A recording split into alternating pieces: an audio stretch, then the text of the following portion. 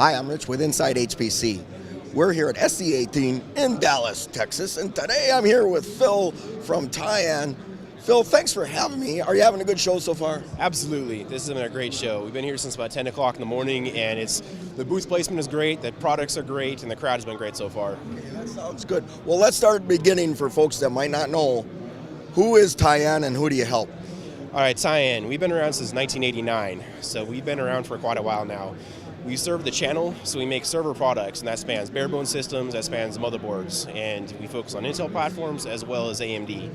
AMD's been out for a while, but they're back, and they're back in a big way. So the AMD Epoch architecture is something we're focusing on. So today we have quite a few things on display here. I've got single socket AMD Epoch, dual socket AMD Epoch, I got motherboards and bare bone systems.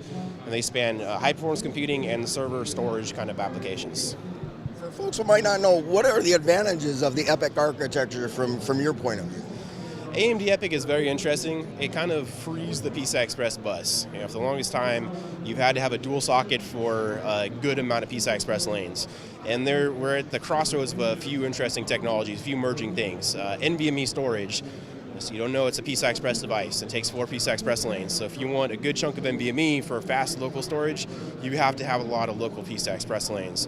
Accelerated computing with GPUs and things of that nature also take a ton of PCI Express lanes. So you no longer need 2 processors for that. The AMD Epoch architecture gives you 128 lanes for a good chunk of NVMe and a good amount of local GPU capacity. Don't we have a lot of memory channels too for good back and forth there? Absolutely, yeah. So we're up to 8 memory channels now with the AMD Epoch architecture. And so AMD gives us 8 memory channels, and you can do 2 DIMMs per channel. So on a single socket, that's up to 2 terabytes of RAM. If you go to dual socket, we're up to 4 terabytes. And they used to be 4 to 8 socket territory. So we have a lot more memory throughput with the channels, as well as much more capacity. That's exciting. Well, hey, can we take a look at what you got here? Absolutely. Yeah. So this one here, bear with me with my part naming, but this is a Tyan B8026. This is a single socket storage server designed for software-defined storage. I've got a couple different options. One is all SATA with 24 SATA bays up front.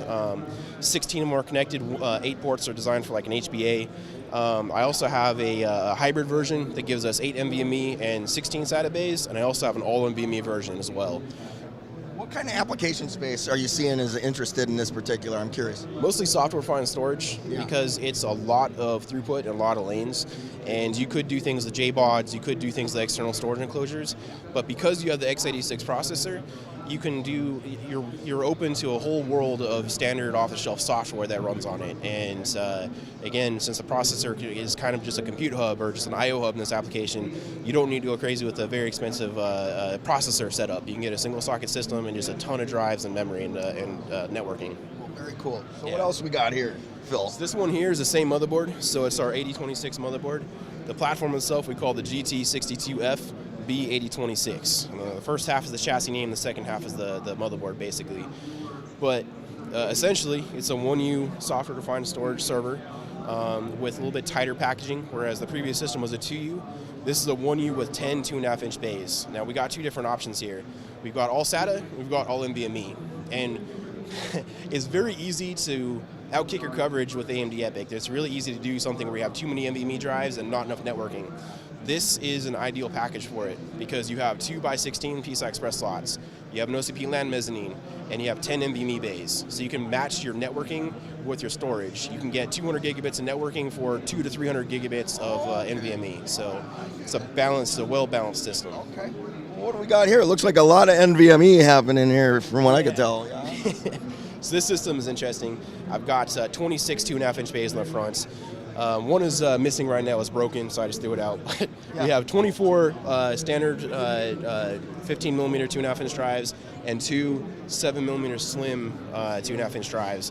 So the thing here is we can do all SATA, or we can do all NVMe, or we can do a hybrid with some NVMe and some SATA, depending on what your application is.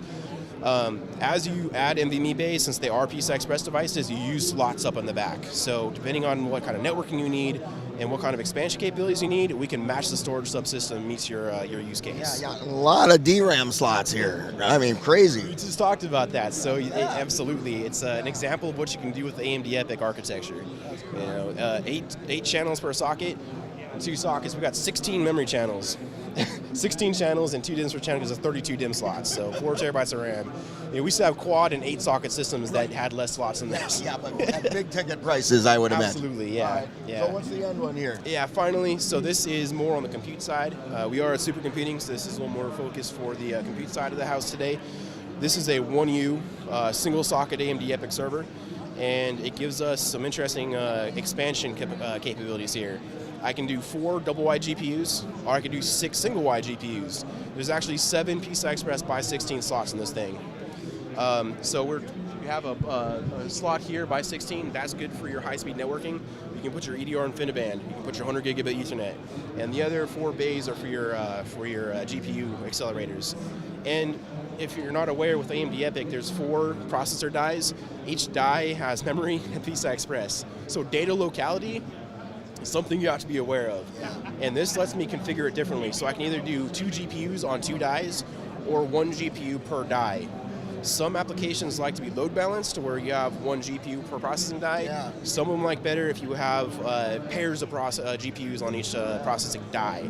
So this lets us change the configuration to best match whatever your application workload is. Like a machine learning kind of box to me. Absolutely. Machine learning, deep neural networks, artificial intelligence. There's a lot of emerging workloads that depend on GPUs, and this is going to get it out there with no switches, with AMD Epoch processor, and it's a good, tightly packaged deployment for those kind of workloads. Well, Phil, I want to thank you for sharing. It's great to see the span of products based on Epoch, and it seems like they're going to continue to innovate here in the HPC space. So Great job. Yeah, thank you very much.